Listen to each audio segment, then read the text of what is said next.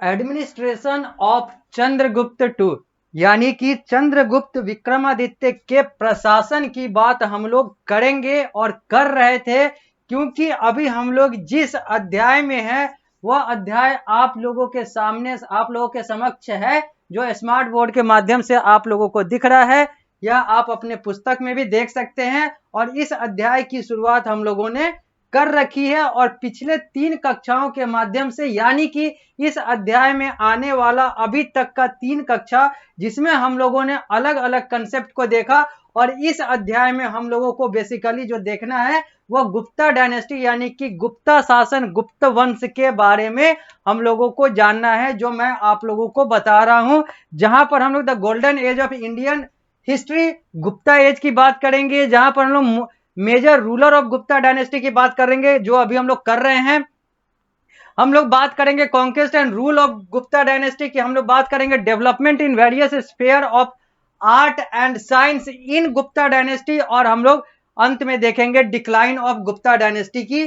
तो हम लोगों ने चंद्रगुप्त वन, यानी कि गुप्ता डायनेस्टी के संस्थापक की बात हम लोगों ने कर ली। हम लोगों ने समुद्रगुप्त, यानी कि उसके बाद वाले शासक की बात कर ली। हम लोगों ने समुद्रगुप्त के बेटे चंद्रगुप्त द्वितीय, यानी कि चंद्रगुप्त प्रथम का पोता चंद्रगुप्त विक्रमादित्य की भी बात हम लोगों ने कर ली। इसमें हम लोगों ने अचीवमेंट ऑफ चंद्रगुप्त विक्रमादित्य की भी बात की।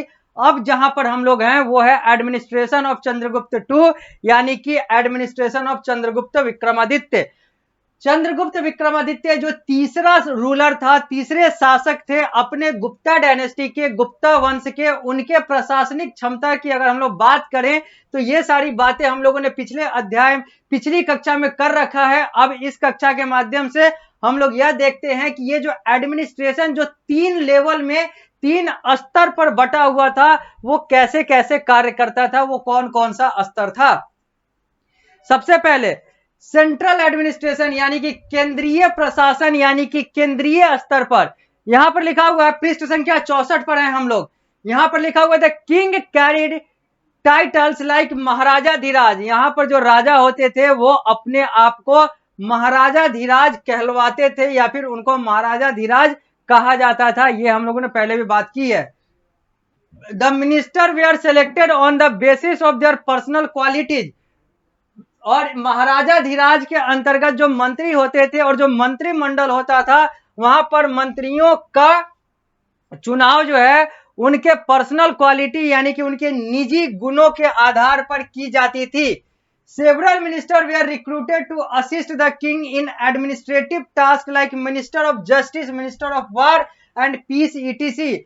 बहुत सारे मिनिस्टर, बहुत सारे मंत्रियों को यहां पर रखा जाता था ताकि वो महाराजा धीराज, यानी कि किंग, यानी कि राजा, यानी कि महाराजा को सपोर्ट कर सके, महाराजा की सहायता कर सके अलग अलग कार्यों में, चाहे वो एडमिनिस्ट्रेटिव टास्क, प्रशासनिक कार्य में, चाहे वो जस्टिस का, यानी कि न्याय का मिनिस्टर हो, या फिर युद्ध और शांति के लिए मंत्रालय बना हुआ हो। यह सारा जो है यह सेंट्रल एडमिनिस्ट्रेशन हुआ करता था गुप्ता डायनेस्टी, या फिर कहे तो चंद्रगुप्त विक्रमादित्य तीसरे गुप्ता शासक चंद्रगुप्त टू के शासन काल में, जहां पर सेंट्रल एडमिनिस्ट्रेशन में एक महाराजा हुआ करते थे, और महाराजा यानी कि चंद्रगुप्त टू, और चंद्रगुप्त टू के अंतर्गत अलग अलग मंत्रियों का चुनाव होता था, अलग अलग मंत्रालय बनते थे। तो ये तो सेंट्रल एडमिनिस्ट्रेशन हो गया, जो केंद्रीय स्तर पर, यानी कि ऊपर के स्तर से सारे लोगों पर लागू हुआ करता था। अब हम लोग बात करेंगे प्रोविंशियल एडमिनिस्ट्रेशन का। सेंट्रल यानी कि एक जो सबों पर लागू होगा। अगर हम लोग भारत की बात कर लें तो भारत को मान लेते हैं कि भारत की जो केंद्र सरकार है, भारत के जो प्रधानमंत्री हैं, वो यहां पर चंद्रगुप्त टू हो गए, यानी कि एक सेंट्रल एडमिनिस्ट्रेशन हो गया। अब हम लोग बात करेंगे प्रोविंशियल, यानी कि यहां पर अलग अलग क्षेत्र, अलग अलग राज्य की बात कर लेते हैं। जैसे अभी की बात करें तो भारत के अलग अलग राज्य के जो मुख्यमंत्री हैं वो हम लोग मान लेते हैं कि वो प्रोविंशियल एडमिनिस्ट्रेशन का एक उदाहरण है, जो अलग अलग प्रोविंस, अलग अलग क्षेत्र के शासक प्रशासक हुआ करते हैं। लिखा हुआ है the empire was divided into several province called उपरिक। जो एम्पायर था, जो गुप्ता डायनेस्टी था, वो अलग अलग प्रोविंस में, अलग अलग क्षेत्रों में बटा हुआ था, जिसका नाम उपरिका था। जिसको हम लोग उपरिका कहते थे, प्रोविंसेस को उपरिका कहा जाता था। Each province was headed by a governor known as उपरिका महाराज, और हर प्रोविंस का जो हेड होता था वो वहां का गवर्नर होता था, जिसको हम लोग उपरिका महाराज कहा जाता था, हम लोग उपरिका महाराजा कहते थे। The provinces were further divided into district, और जो प्रोविंस था वो अलग अलग जिलों में बटा हुआ था, जिसको हम लोग विश्यास कहते थे। और the head of the district was known as विश्वपति, और जो जिला का अधिकारी होता था, जो अभी जिलाधिकारी या फिर कलेक्टर कहलाता है, वो विश्वपति कहलाता था उस समय। और the person who had a position of authority were Prathama Kayastha, और person who had a position of authority, और वो पर्सन जिसके पास प्रशासनिक कार्य का पद हुआ करता था उसे प्रथम कायस्थ कहा जाता था। तो यानी कि एक सेंट्रल एडमिनिस्ट्रेशन हो गया, जहां पर महाराजा धीराज यानी कि जो मेन है, जो मुखिया है, वो जैसे चंद्रगुप्त विक्रमादित्य की बात करें तो वो महाराजा धीराज, और वो अपने सारे क्षेत्र को कंट्रोल करता था। प्रोविंशियल अलग अलग क्षेत्र के अलग अलग हेड हुआ करते थे।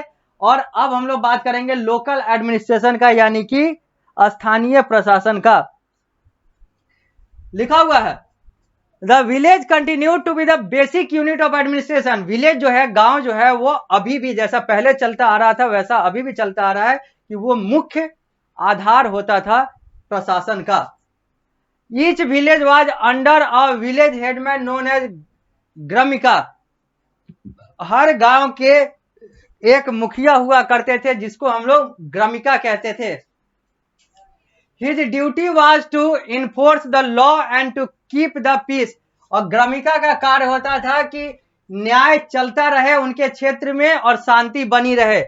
He was assisted by a village council comprising the Elder of the village, और उनकी सहायता के लिए ग्रामीण आयोग बनाया जाता था, जिसमें जो बड़े बुजुर्ग हैं या फिर जो अनुभवी लोग हैं, जो उम्र दराज लोग हैं, उन लोगों को रखा जाता था।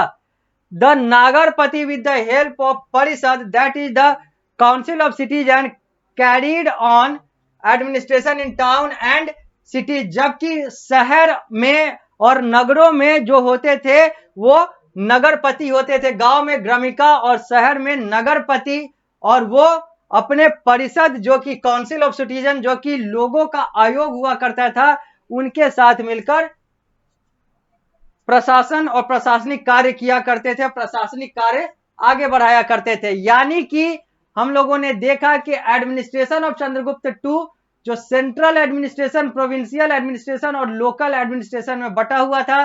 सेंट्रल जो महाराजा धीराज के अंतर्गत आता था, प्रोविंशियल जो उपरिका महाराजा के अंतर्गत आता था, और लोकल जो ग्रामिका और नगरपतिज के अंतर्गत रहा करता था। अब हम लोग बात करेंगे new system in army. Army में यानी कि सैन्य बल में कौन सी नई प्रणाली कार्य करती थी? चंद्रगुप्त विक्रमादित्य के गुप्त डायनेस्टी, गुप्ता शासन के समय उसकी बात करते हैं। लिखा हुआ है ड्यूरिंग दिस पीरियड, इस समय the system of giving land grant was prevailing. वही एक प्रणाली चल रहा था जहां पर जमीन देना, ये सारी चीजें जो है वो सारी चीजें चल रही थी। It had started during the Satavahana period and gradually become a practice, और इसकी शुरुआत सतवाहन काल से ही हो गई थी और यह अभी तक चलता आ रहा था। Earlier land grants were given only to the priestly class. शुरू में जो लैंड ग्रांट होता था वो सिर्फ ऊंचे वर्ग के या फिर जो ब्राह्मण वर्ग हैं, जो पूजा कराने वाले वर्ग हैं, उनको दिया जाता था। बट लेटर ऑन, लेकिन बाद में it was provided to bureaucrat, या अलग अलग अधिकारियों को उनके सैलरी के बदले में भी दिया जाने लगा जमीन। पहले पुजारियों को दिया जाता था, अब अधिकारियों को भी दिया जाने लगा। लिखा हुआ आगे samanta, a class of land lord were the result of increasing land grants. Samanta, एक वर्ग था लैंड लॉर्ड का, यानी कि भूमि मालिकों का, were the result of increasing land grant. ये जो है ये लैंड ग्रांट, जमीन देने वाली जो पद्धति थी, उसी का ये परिणाम था कि बहुत सारे समानता, बहुत सारे लैंड लॉर्ड्स बनते चले गए, जमीन के मालिक बनते चले गए, भू मालिक बनते चले गए। They acted as intermediary between the king and the peasant, और ये लोग बिचौलिए के तौर पर कार्य करते थे राजा और किसानों के लिए। they were assigned to collect the revenue, to maintain soldiers and horses and to provide equipment for warfare।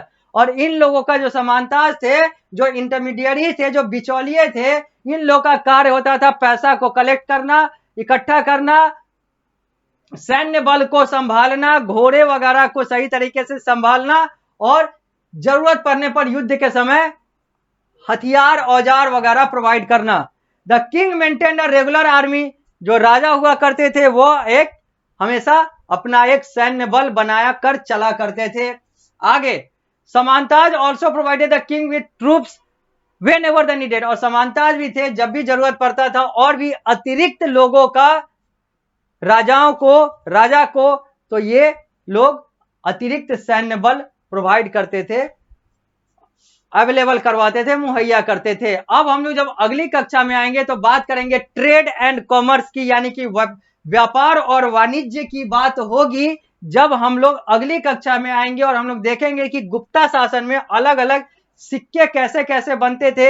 हम लोग को अभी इस अध्याय में साइंस की भी बात करनी है, सोशल एंड रिलीजियस कंडीशन की भी बात करनी है और भी बहुत सारी बातें करनी है, लेकिन इस कक्षा को हम लोग देंगे यहीं पर विराम। जब मिलेंगे अगली कक्षा में तो हम लोग यहां से आगे की बात करेंगे।